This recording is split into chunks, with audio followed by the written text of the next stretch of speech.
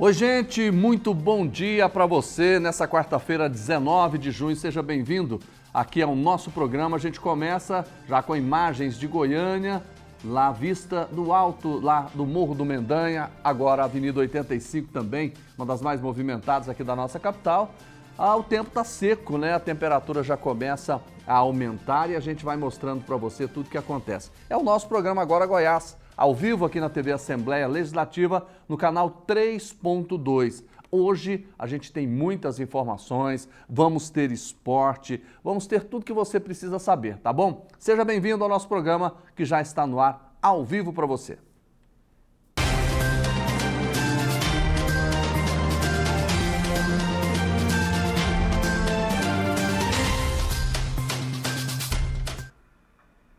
Após 20 anos desde o início da construção, o Hospital Estadual de Águas Lindas foi inaugurado nesta semana. A previsão é de que mais de 1 milhão de pessoas sejam beneficiadas. Nós vamos ver agora os detalhes na reportagem da Daniela Mello.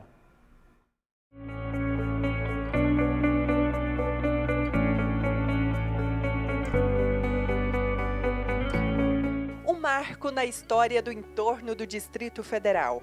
A grande obra do Hospital Estadual Ronaldo Ramos Caiado Filho, em Águas Lindas de Goiás, foi inaugurado nesta segunda-feira.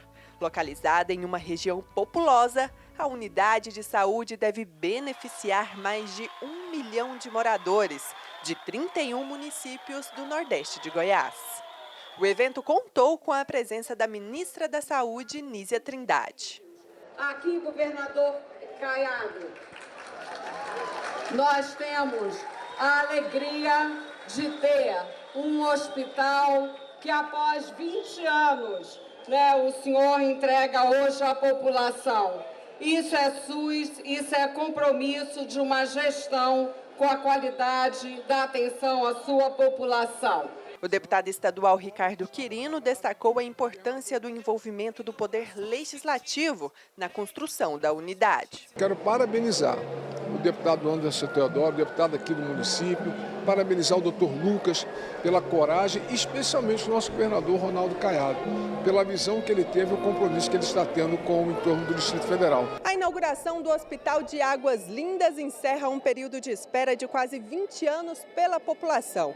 O projeto, que deu início em 2005, só foi retomado pela gestão do governador Ronaldo Caiado em 2021. Para a gente ter agora o acesso a esse hospital é muito importante. A gente saber que aqui vão ter crianças que serão nascidas aqui, né? Então, a gente só quer agradecer ao governador Ronaldo Caiado. De acordo com a Secretaria de Saúde do Estado de Goiás, a unidade ofertará 164 leitos, sendo 40 de UTIs, além de 22 consultórios e estrutura para atendimento de maternidade, exames e serviços de média e alta complexidade. Só hoje, para vocês terem ideia, já tinham 160 pacientes agendados para fazer consultas médicas, além da gente estar realizando também exames, tomografias, ultrassons, ressonância nuclear magnética. Então, uma série de procedimentos, exames e consultas que vai atender toda a população do entorno sul. Outro detalhe é que o Hospital de Águas Lindas entra em operação com quase o dobro do tamanho do projeto original, com 16 mil metros quadrados de área construída, divididos em 18 blocos. Quando eu assumi o governo, o entorno não tinha nenhum leito de UTI e nenhum hospital estadual. Hoje você tem Lusiânia, Formosa e Águas Lindas. 3 grandes hospitais com estrutura de média e alta complexidade. Mas o que é importante é que nós não estamos aqui mais num hospital que foi inaugurado sem estar com o paciente internado.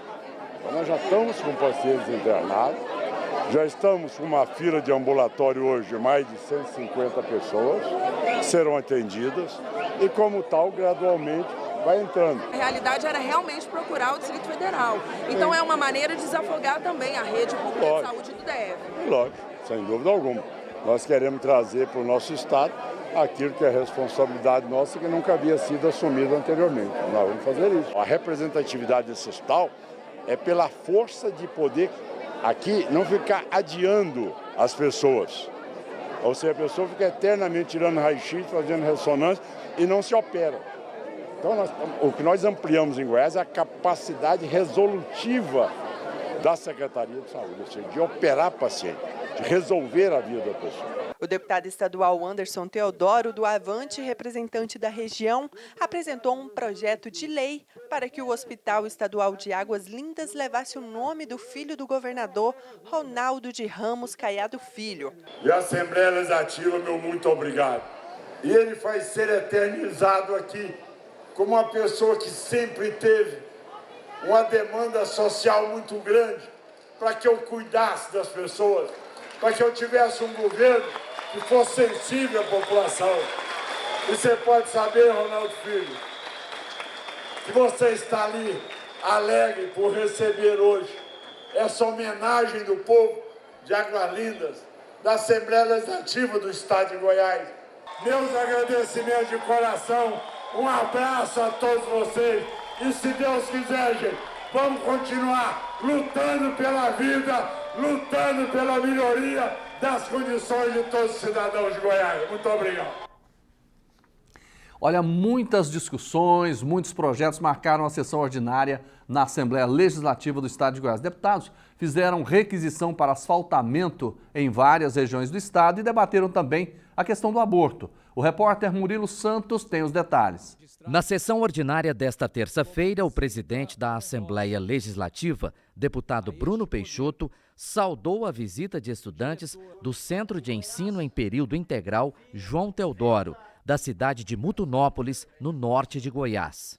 No momento da apresentação de matérias, vários pedidos por rodovias estaduais. A gente vem aqui apresentar um regimento devidamente formalizado para a manutenção da GO 336, no trecho entre o trevo de acesso à GO 164 e até o Rio Araguaia, ali na região da Viúva. Estou apresentando um requerimento, senhor presidente, solicitando aí a pavimentação e aí um requerimento junto à Goinfra, o asfaltamento da GO 560, que ligaria o trecho entre povoado de Santa Lúcia ao distrito nosso de Anápolis, de Joanápolis.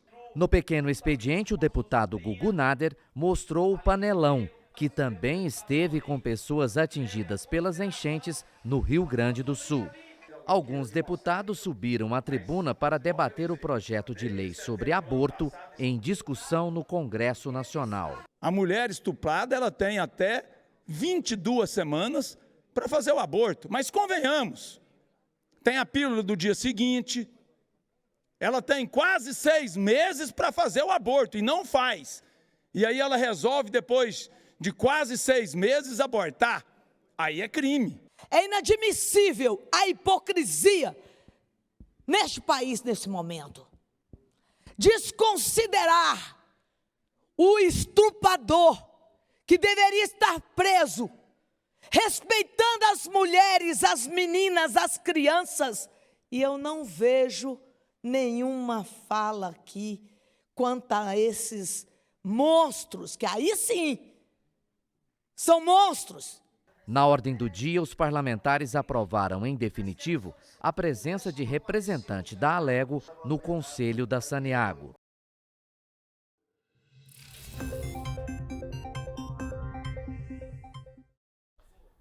Você sabe o que é alienação parental? Se não sabe, fique com a gente, porque a gente vai falar com a doutora Bárbara Cruvinel, que é advogada, e a gente vai falar desse tema que é muito importante, embora muita gente não saiba exatamente o que é. Isso é crime também. Doutora, tá tudo bem? Olá, Jordevar, tudo bem? Seja bem-vinda. Obrigada pela oportunidade. Doutora, vamos conversar agora. O que é alienação parental?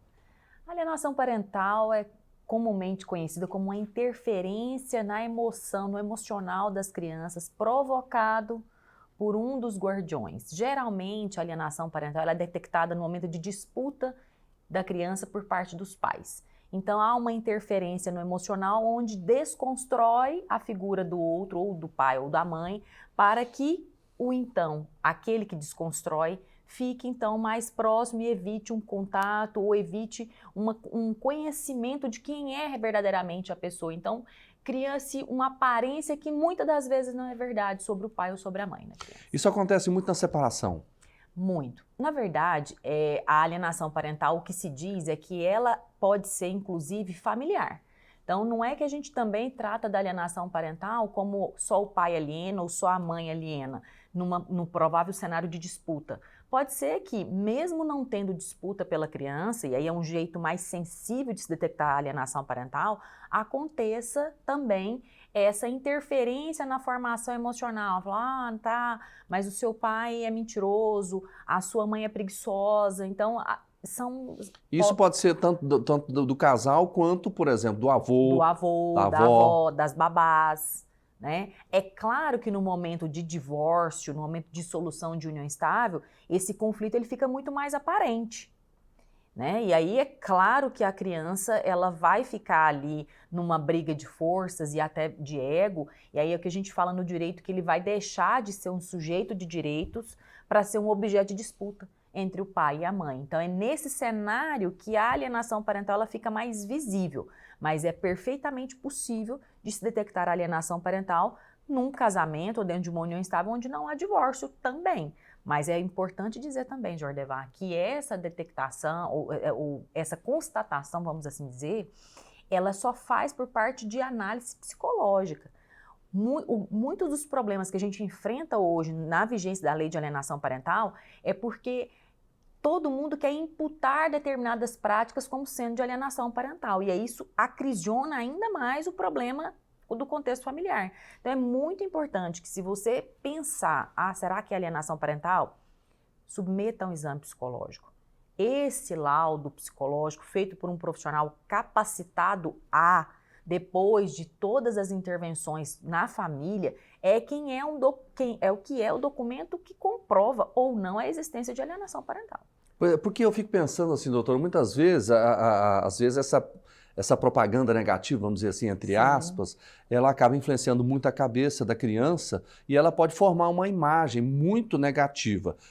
Esse exame psicológico, ele consegue detectar isso? Ele detecta mesmo porque a gente sabe que ele não é feito por muitos pais também fazem isso. Ao sentir que tem uma possível alienação parental, leva a criança num psicólogo uma vez e aí o psicólogo, porventura, fala, não, vamos investigar, ele já sai de lá achando que já é alienação parental. Então, é possível detectar porque as intervenções, elas são recorrentes. Doutor, e, por exemplo, a senhora que trabalha sempre com isso, claro, deve ter muitos exemplos, né, situações realmente difíceis. Qual foi aquele mais complicado que a senhora percebeu que a alienação parental estava muito evidente, estava prejudicando a vida dessa criança? Tem vários, mas um que mexeu bastante comigo, tratava-se de uma criança de 3 aninhos que o pai chegou para buscar na casa da mãe e aí ele pega, e aí obviamente dentro de uma briga judicial os pais hoje gravam, né, faz vídeo, enfim, a criança já veio para dentro do carro e aí ele falou, que bom, nós vamos pro clube, depois nós vamos assistir um filme lá em casa que amanhã o papai te traz. O pai grava ele falando, a criança de 3 anos, eu não posso dormir na sua casinha, porque na sua casinha tem cobra, é perigoso, você não sabe cuidar de mim. Então, assim, eu que sou mãe, essa de ter cobra, de é perigoso e você não sabe cuidar de mim, é um linguajar, é uma frase que muitas das vezes não é própria de uma criança de 3 anos. Então, aquilo ali, eu que não sou da área, né, não sou psicóloga, não tenho os artefatos técnicos para detectar, mas é uma fala que minimamente chama atenção. Na sua casa tem cobra e você não sabe cuidar de mim. Né? É uma fala que me acendeu uma atenção e que lá na frente, depois de, lamentavelmente, muita briga judicial, ficou constatado, sim, que a criança sofria alienação parental. Pois é, e isso já é um caso mais grave, né? Sim. O pai já percebe na hora que tem alguma coisa errada, alguém está falando muita coisa que não deve para aquela criança. Mas ela acontece também em níveis mais leves. Sim. Quais são os primeiros sintomas, os primeiros sinais, vamos dizer assim, que a pessoa tem que ficar atenta, ou o pai ou a mãe? De verdade, assim, o que a gente quando chega para o advogado, esse sintoma, a gente já está num grau mais elevado, sabe, Jordevar? Mas a gente vê assim, a criança chora muito, fica irritada, a criança recusa a presença do outro, Às vezes tem muitas pessoas, muitos contextos onde associa-se a alienação parental a uma prática de violência familiar, inclusive sexual. Então, um simples dar banho na criança pode ser um momento de inquietude da criança. Então, a depender da faixa etária, a criança ela verbaliza isso através do choro, através da escola também é um termômetro muito importante, porque a criança apresenta uma irritabilidade ou uma apatia muito grande. A questão de saúde também, as idas ao pediatra, ao dentista, também visualizam esses comportamentos, digamos, atípicos dessas crianças, né? Então, assim, num comportamento mais sensível, eu te falaria a irritabilidade ou a apatia. Eu já tive casos no escritório, mas isso aí já é um caso até mais grave, de mutismo. A criança desenvolveu um mutismo, ficou muda e ficava muda períodos do dia, noite, muda, e procuraram médicos, enfim, levaram para psicólogos e verificaram que o mutismo estava associado a uma prática de alienação parental, que até no começo foi associada com violência sexual. Então, assim, o contexto, ele é muito complexo. Isso é crime? É crime. É crime. O que nós temos aí, algumas questões, a lei de alienação parental em si, né? E é grande a polêmica nela por isso. Nós temos aqui 3 já projetos de alteração dessa lei. Existe um movimento social não pequeno que inclusive quer que essa lei não se prospere no Brasil. Por exemplo, país como a Espanha não tem a incidência de uma lei como essa. E aí o grande problema a lei em si, ela não qualifica, por exemplo, a mãe como sendo alienadora, o crime em si. Então, nós temos aí a Lei Maria da Penha, que vai tratar disso, o Estatuto da Criança e do Adolescente, o Estatuto da Pessoa com Deficiência, que são aparatos legislativos que vão fazer essa leitura do contexto familiar. Mas a crítica é muito ácida à Lei de Alienação Parental por isso, porque ela teve opções ou teve oportunidade de tipificar algumas condutas, não tipificou, e teve a oportunidade, inclusive, de esclarecer quem é o alienante, né? E aí não fala. Então, quem é contra a lei defende exatamente esses pontos. A senhora falou que é crime. E a pena? Como é que se define isso para que a pessoa possa, por exemplo, ser punida? Na verdade, aí tem que analisar exatamente o caso concreto. Por quê? Porque a gente tem que analisar qual foi o contexto. Foi violência? Porque a violência, simplesmente, a alienação parental, você vai ter, por exemplo, qual o contexto do crime que incidiu. Eu tive já um caso de alienação parental onde a mãe, por exemplo, ela simplesmente pegou a criança e viajou para outro país com a criança, sem avisar, sem nada. Então aí você vai pelo crime de rapto, por exemplo. Então depende muito do contexto. E aí teria que ser análise do penalista Jordevar aqui, aí eu teria que ter uma análise muito mais minuciosa. É muito complicado, estou percebendo que é uma situação complicada. É sensível a situação, é complexa. Eu falo que enquanto pai, enquanto mãe, eu fico assim, a gente trabalha na área, mas é muito difícil você apresentar soluções. Os danos psicológicos para essa criança, doutora? A antropologia e a psicologia ensinam que os danos vão desde uma insegurança, uma reprodução de condutas, né? Às vezes a psicologia traz que a criança que foi alienada, ela vai ser um adulto alienador. Também a falta de segurança emocional, a instabilidade, aí há estudos que dizem que associa-se à bipolaridade. Enfim, o caminho da ciência, onde tem-se uma infância com interferências emocionais, sem segurança afetiva para a criança, ele pode desdobrar infinitamente em condutas não salutares para essa criança. Doutora, por exemplo, nem sempre o pai ou a mãe, quando alguém perceber que não é da família, às vezes uma pessoa que trabalha, ou às vezes um outro parente mais distante, percebe que ou o pai ou a mãe está exatamente colocando na cabeça da criança coisas que não devem, coisas maldosas em relação a outra pessoa, o pai ou a mãe. Qual é o caminho para que ela possa denunciar? A gente tem aí a rede de proteção à criança e adolescente, que vai desde aos conselhos municipais e estaduais de criança e adolescente, a DPCA, que é a Delegacia de Proteção à Criança e Adolescente, uma delegacia especializada, o próprio Ministério Público, né, e o CAU da Infância que a gente fala, as comissões, por exemplo, da OAB de Criança, de Infância e Juventude também auxiliam nisso. Mais isso, os conselhos de escola nos hospitais, né, na rede de saúde pública, e não sendo possível, procure a Defensoria Pública, procure uma orientação, os conselhos de psicologia, nós temos aí várias assistências gratuitas para a população, e também, claro, o seu advogado da sua confiança, lembrando que tudo isso que a gente fala dessa rede toda são especialidades, então assim, não adianta você buscar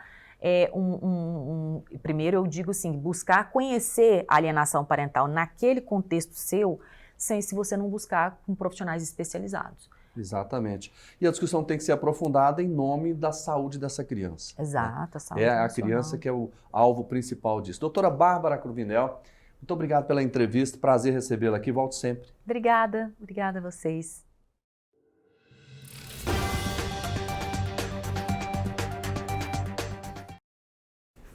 Vamos falar de esportes agora, no nosso programa Agora Goiás, porque nesta quarta-feira, aliás, hoje e amanhã, tem jogos muito importantes aqui para os nossos times, que estão disputando a Série A e também a Série B. Hoje nós vamos ter o Atlético jogando contra o Criciúma, às 19 horas aqui em Goiânia, e também o Santos, que vai enfrentar o Goiás lá na Vila Belmiro. O Goiás sai de casa, joga às 7 da noite e amanhã nós vamos ter também o Vila Nova. Quem vai dizer pra gente tudo isso é o nosso amigo Hugo Duarte. Bom dia. Bom dia, Jordevar. Hoje o Atlético tem uma missão possível, né? Não é impossível. Bater o Criciúma e conseguir distanciar dessa zona do rebaixamento.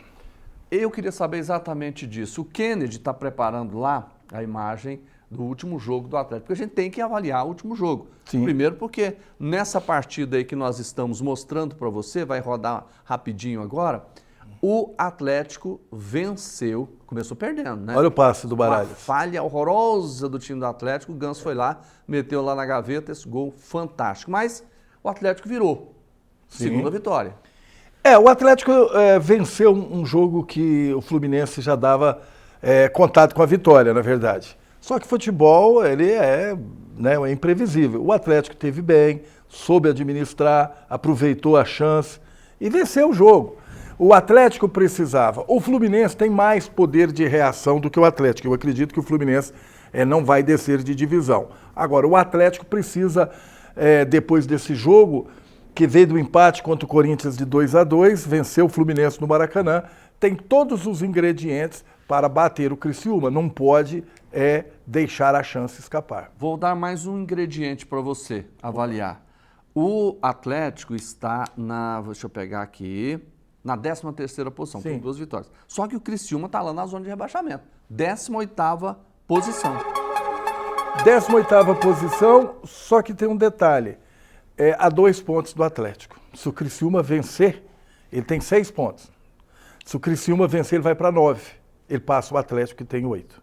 E o Atlético pode voltar para a zona de rebaixamento se o Grêmio vencer a sua partida. Enfim, algumas combinações. O que interessa ao Atlético, só uma coisa, Jorge Avar. Vitória. Nem o empate é bom para o Atlético. Você está colocando... A situação do Atlético é tão interessante que o Hugo levantou aqui. Por isso que você está aqui, sabe das coisas. O Atlético tem 2 pontos à frente ali de quem está na zona de rebaixamento, que é o Grêmio. Sim. Que abre, 6 pontos. Agora ele está a 3 pontos do 10º colocado, que é o Internacional. Ou seja, perdendo vai lá para baixo, ganhando dá uma melhoradinha. Está muito equilibrado, pelo menos esse começo, essas 10 rodadas, 11 rodadas do campeonato, muito equilíbrio entre as equipes do meio da tabela, né? Claro que lá em cima já estão distanciando, que 6 pontos o Grêmio tem, o Flamengo tem 18, é muita coisa. Então, para mim, o Atlético, se ele... O Botafogo já tem 19. Sim, o Botafogo 19, o Flamengo 18, Bahia também. Estão distanciando essas equipes, eu estou dizendo das equipes grandes, né? Do Grêmio, do Fluminense. Então, esses clubes têm que ter o poder de reação. E o Atlético, para mim, se ele vencer, acredito que vença a partida diante do Criciúma, a equipe do Atlético, ele vai fazer o que ele propôs, que era o quê? Que era se manter na Série A e chegar a uma Sul-Americana de novo. Rapaz, eu não consigo entender essas jogadas, assim, essas entregadas que alguns atletas têm. Isso é uma coisa infantil. Porque foi um toque infantil. Aí você definiu tudo, infantil. Infantil, sabe por quê, Jorge? Só para... desde menino, pelo menos na minha época, o volante, o meio-campo, o zagueiro, você é como goleiro. O goleiro aprende, você não pode socar a bola para o meio da área, sempre para as laterais, o goleiro. O jogador, principalmente do meio campo, você não pode passar a bola diagonal, igual o Baralhas fez. Você viu, ele perdeu para o Ganso fez o gol. Você sabe o que eu lembrei? Toninho Cerezo, Copa de 82, o Paulo Rossi. Igualzinho, você viu? Pronto, você viu o Brasil perder uma Copa do Mundo por um lance. Agora, você lembra quando eu digo aqui que se ninguém errar, não tem gol. Fica 0-0. Fica 0-0 todo jogo. É verdade, viu, gente? Agora, eu fiquei impressionado. O Luiz Fernando, ele faz a diferença mesmo, né? E fez um gol com a perna canhota, né? Que não é a forte dele. É artilheiro. Sobrou, tá lá. Tem que guardar mesmo. E quem joga a bola sabe o quanto é difícil pegar uma bola de primeira com o pé, que não é o forte. E pegou bem, como chamada naquela época de chapa. Não é chapa para carregar caminhão, não. É a batida mesmo que fala de chapa. Nem chapa quente, né? Ó, vamos fazer o seguinte, nós vamos sair agora da Série A, né? Vamos para a Série B. Porque hoje tem jogo importante também para o Goiás. O Goiás joga com quem? Com o Santos, às 19 horas, na Vila Belmiro. Lembrando ao torcedor do Goiás que não é o Santos de Pelé, Pepe, Coutinho e Mengalve. Não é aquele Santos. É um Santos que vem de 4 derrotas consecutivas. Tá uma panela, vamos dizer, nem panela de pressão lá na Vila Belmiro, não. Lá é um vulcão, a qualquer momento pode entrar em erupção. E o Goiás pode contribuir, sabia, Jorge? Por quê? Porque o Goiás, para mim, ele é favorito para bater o Santos lá na Vila Belmiro. E se acontecer isso, pode ter certeza que lá o treinador do Santos vai cair. Pode ser até bom para o Santos, porque aí ele vai ter que dar uma guinada, vai ter que dar uma mudada. Porque o Santos entrou na Série B achando que está jogando a Série A. E Série B, meu querido, é mais difícil do que Série A. Pois é, eu vou até falar os números estatisticamente do Santos.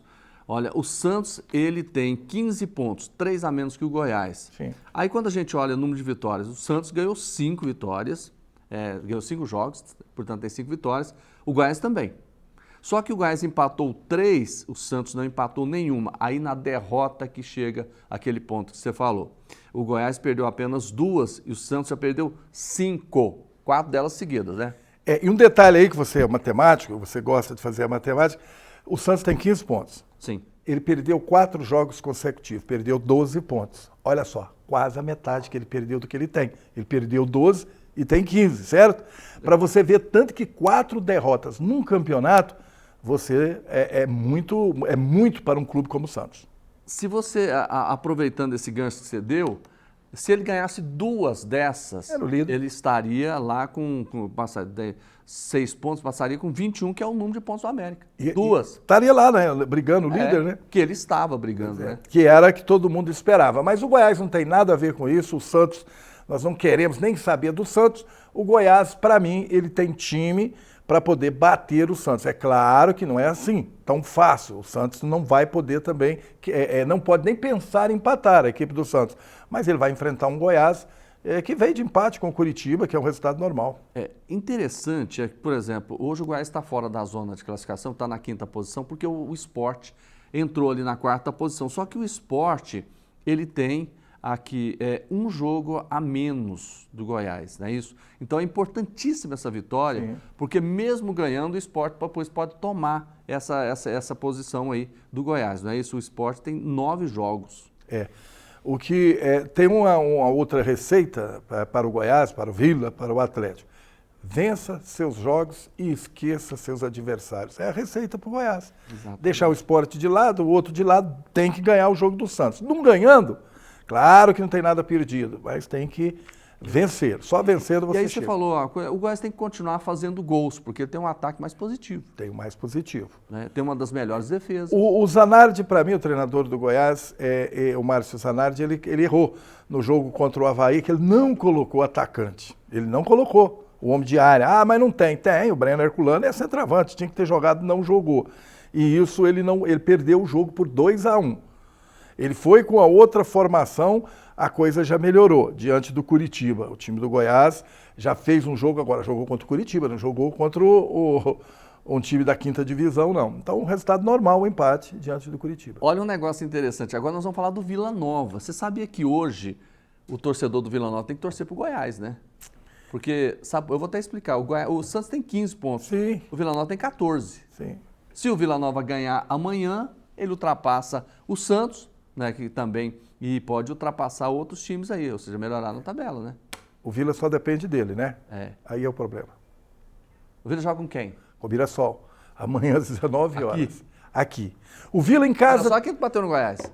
Bateu no Goiás e se ganhar, olha só a pontuação do Mirassol. Se o Mirassol vencer, ele vai lá para o G4. O Mirassol está muito bem. O Mirassol tem 17. Pois é, vencendo vai para 20. Sexta posição.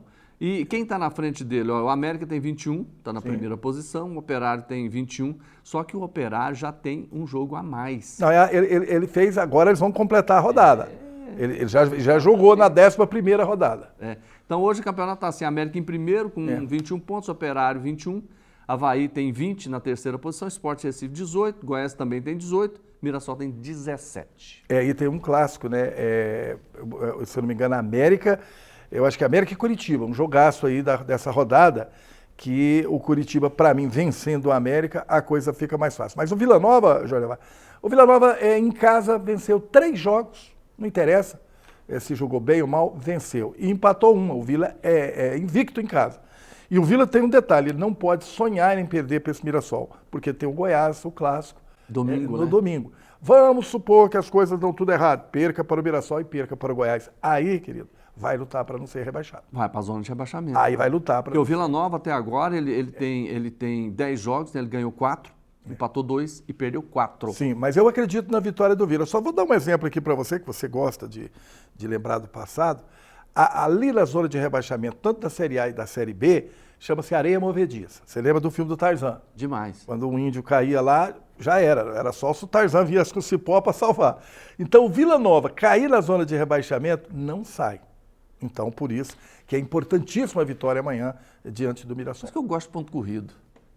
Ponto corrido. Todo jogo é uma decisão. Sim, até porque você joga com todos, né? Não tem aquela coisa, você foi campeão porque foi grupo, você não pegou o fulano, foi eliminado. Então todo mundo joga entre si. Então o campeão tem que tirar o chapéu porque bateu, ganhou, perdeu de todos, jogou contra todos. Aí é o verdadeiro campeão, né? Tá certo. Mais alguma coisa, alguma observação? Só o Alegre Esportes.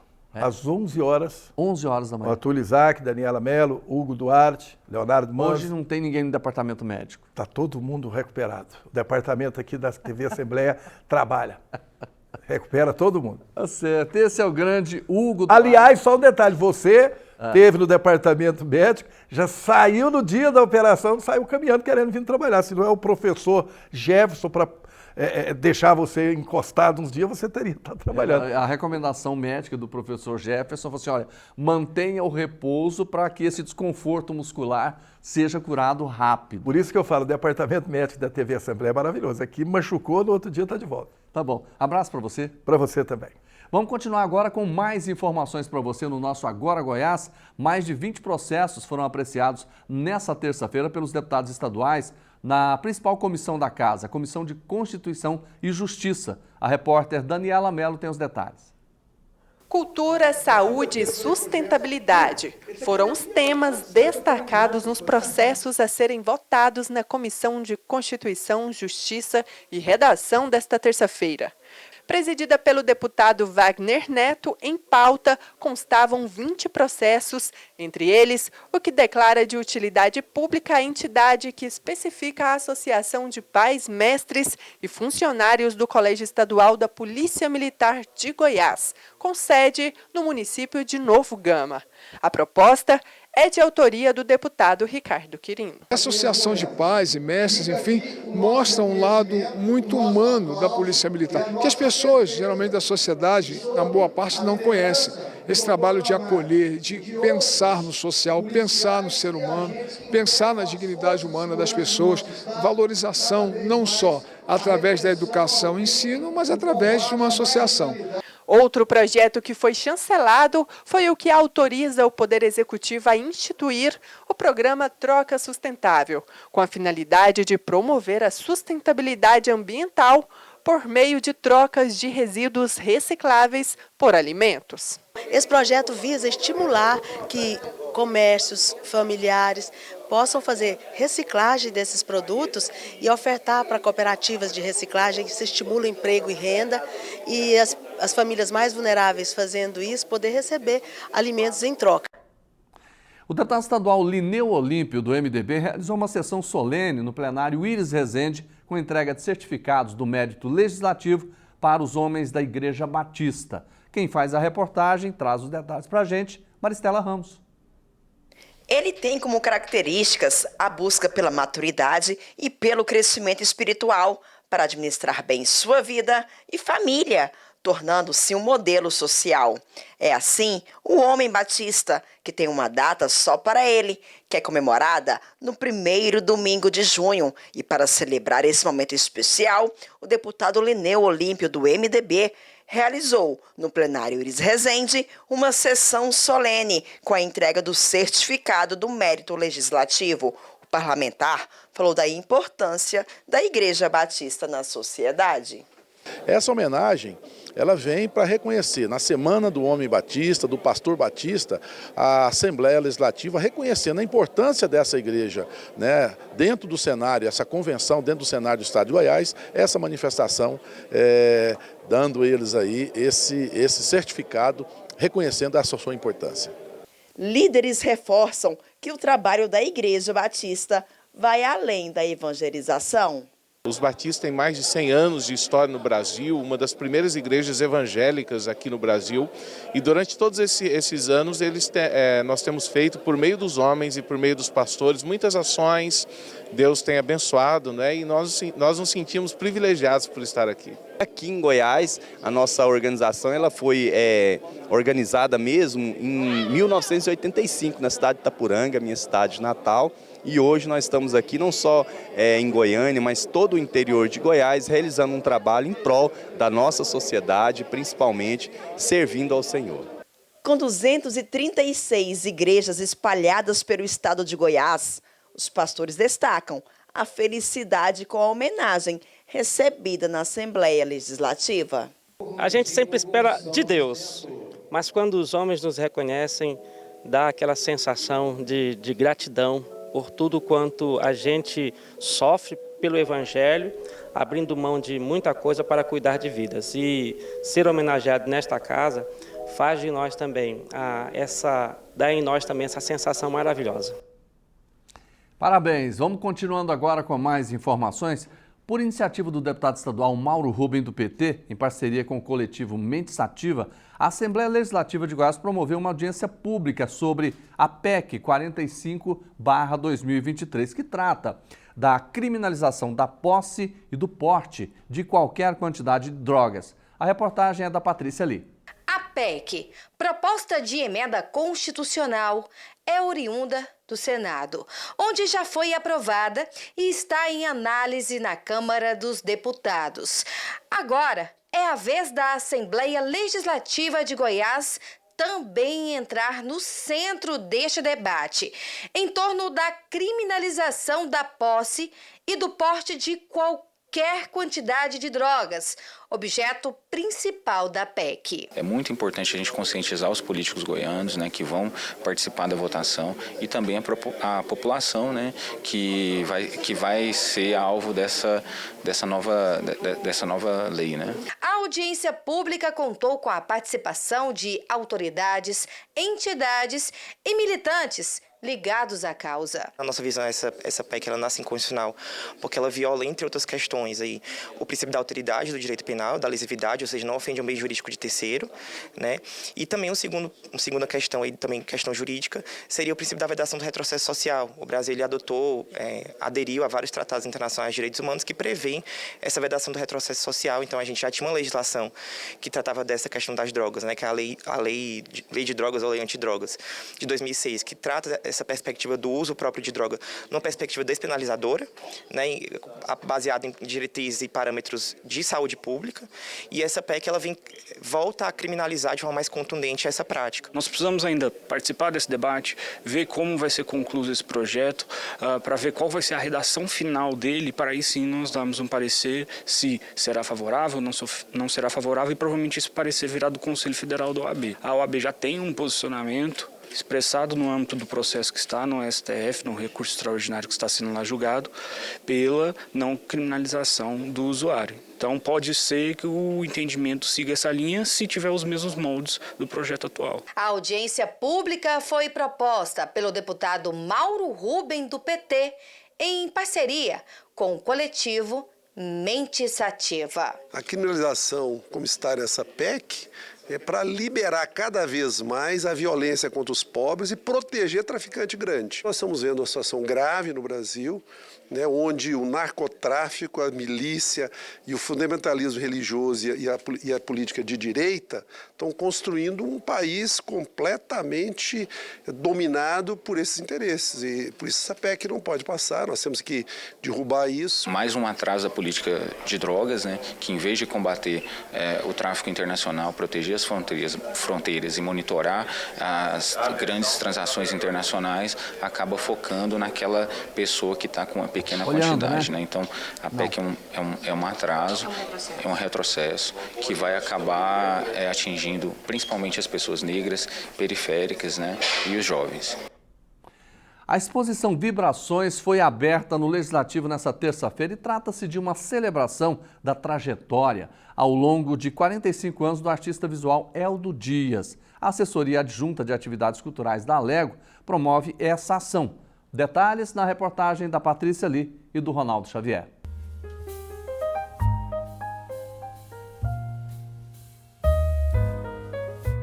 Energia que pulsa, que vai além do objeto material, das telas apresentadas e toca um lugar profundo e bem pessoal. Tudo tem uma conexão. Então, são quadros que provocam você N emoções, N indagações, e você sente que pode também estar ali também presente naquele contexto.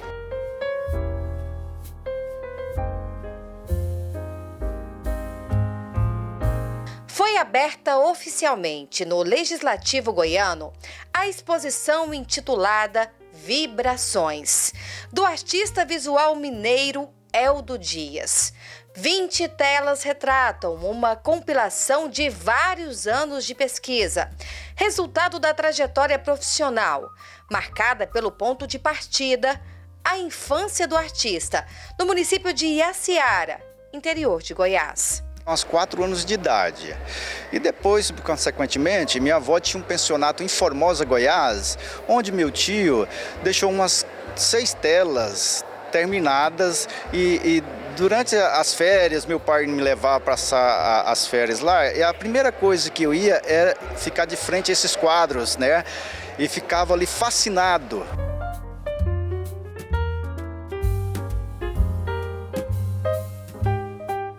Borrões, respingos, texturas e linhas, num paradoxo entre ordem e caos, intenção e aleatoriedade. Aqui celebramos a vibração como arte maior de expressão. É uma série de pinturas que celebra a beleza, o alegre, né, a positividade, né, onde o espectador pode fazer uma introspecção através de várias camadas que a tela oferece e de movimentos aleatórios, movimentos ondulatórios que nos levam a vibrar na mesma frequência.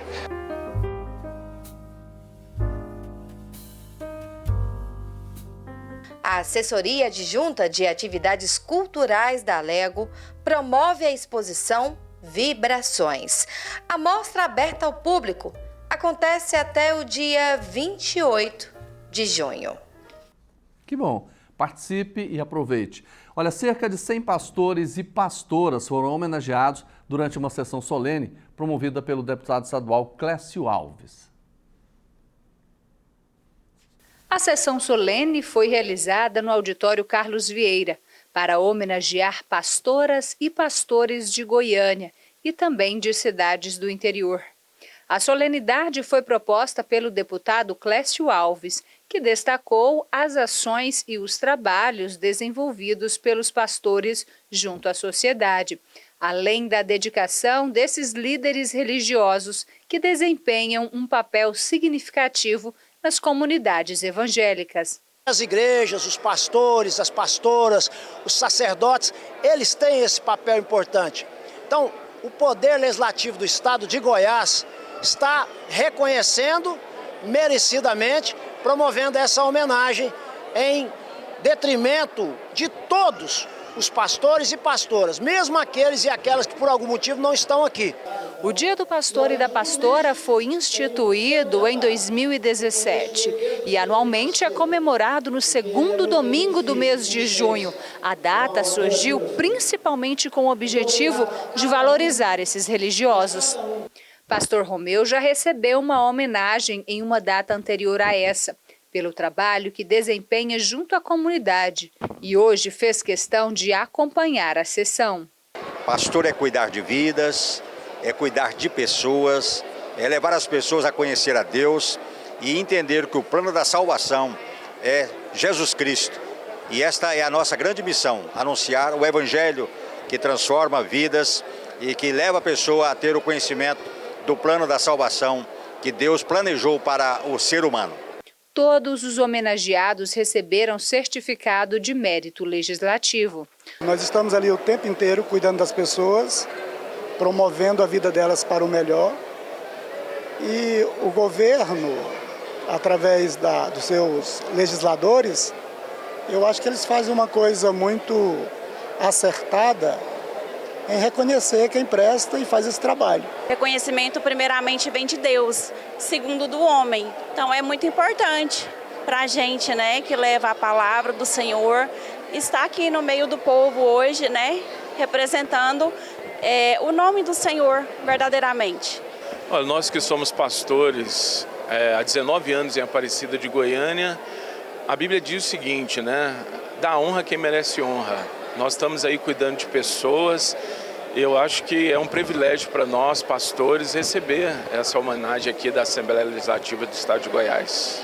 Ao longo da solenidade, o parlamentar ainda afirmou que comemorar o Dia do Pastor é uma forma de fortalecer a comunidade de fé e reafirmar o compromisso de apoio mútuo entre os fiéis e seus líderes espirituais. Cada pessoa nasce com um dom.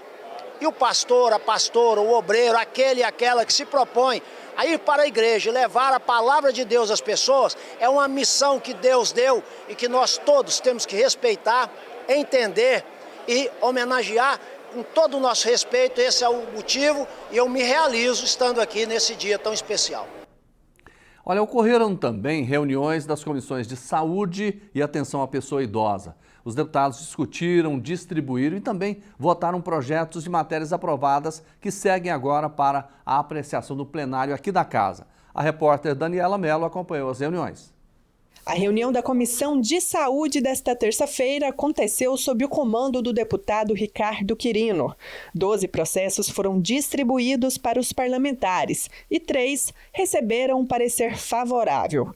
Entre eles, o de autoria do deputado Gustavo Seba, que prioriza o atendimento de doadores de sangue raro, convocados pelos bancos de sangue no âmbito do estado de Goiás.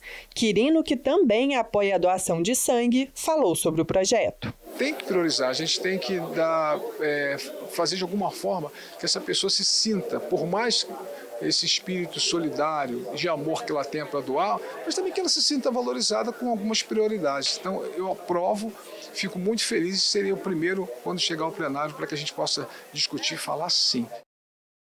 Em mais uma reunião da Comissão de Atenção à Pessoa Idosa, os parlamentares abordaram matérias importantes que foram distribuídas e aprovadas.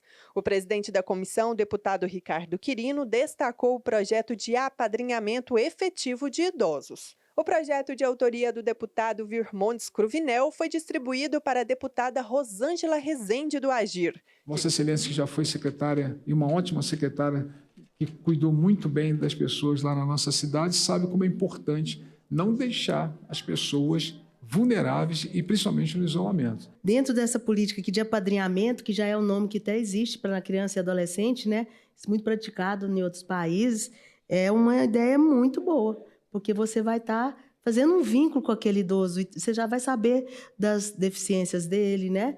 E de que você tem que lutar para que ele possa ter uma melhora na garantia dos seus direitos e em especial pelo número que a gente vai ter avançado do número de idosos. Vamos seguindo com o nosso programa Agora Goiás, e os bombeiros militares aqui do estado de Goiás foram homenageados durante uma sessão solene promovida aqui na casa, no plenário Iris Rezende Machado, pelo presidente da Assembleia, o deputado estadual Bruno Peixoto, em conjunto também com o deputado coronel Adailton. A reportagem é da Tiara Castilho. Responsável por desempenhar um papel fundamental na sociedade, os militares do Corpo de Bombeiros foram homenageados no plenário Iris Rezende durante uma sessão solene. A iniciativa foi do presidente da casa, Bruno Peixoto, em conjunto com o deputado coronel Adailton. O presidente falou da eficiência e eficácia desses profissionais junto à sociedade. Bombeiros militares do nosso estado dedicam a vida em servir a sociedade. Bruno Peixoto ainda citou a valorização do parlamento goiano junto aos profissionais. E o parlamento goiano destinou 14 milhões que tem se tornado em benefícios para a nossa sociedade. Já foram iniciadas obras na construção de unidade avançada do Bombeiro Militar em Novo Gama, no Jardim Ingá, em Lusiânia, em Alto Paraíso, em andamento na cidade de Aragarças, Chapadão do Céu. O deputado coronel Adailton expressou admiração pela categoria e afirmou sobre a atuação dos bombeiros militares em Goiás, que salvam vidas, protegem propriedades e promovem a segurança pública. Homens e mulheres que atuam no nosso estado, servindo de exemplo para todo o país e cuidando mais e melhor de todos os cidadãos goianos. Mais de 7 milhões de goianos muito bem servidos pelo Corpo de Bombeiros Militar. Os bombeiros militares de Goiânia e cidades do interior foram homenageados com o certificado de mérito legislativo. Tenho certeza que é um reconhecimento por esses serviços que nós estamos realizando aqui no estado de Goiás. E realmente uma satisfação, uma felicidade muito grande estar aqui presente recebendo essa homenagem. Representa um reconhecimento, né, pelos anos prestados aqui no Corpo de Bombeiros. Eu sou da primeira turma de FENS, né, de bombeiras militares. A gente entrou em 2000, estamos prestes a fazer 25 anos de serviço, então é um reconhecimento por esses anos prestados, né, bem prestados, eu creio. Com certeza, parabéns a todos os bombeiros. Estamos encerrando aqui com essa imagem de Goiânia, vista ao vivo lá do Morro do Mendanha, mas deixando o convite, né? Amanhã a gente volta no mesmo horário aqui ao vivo na TV Assembleia Legislativa, trazendo muitas informações para você. Esse é o nosso Agora Goiás, que termina aqui. Um grande abraço, fiquem com Deus e até amanhã.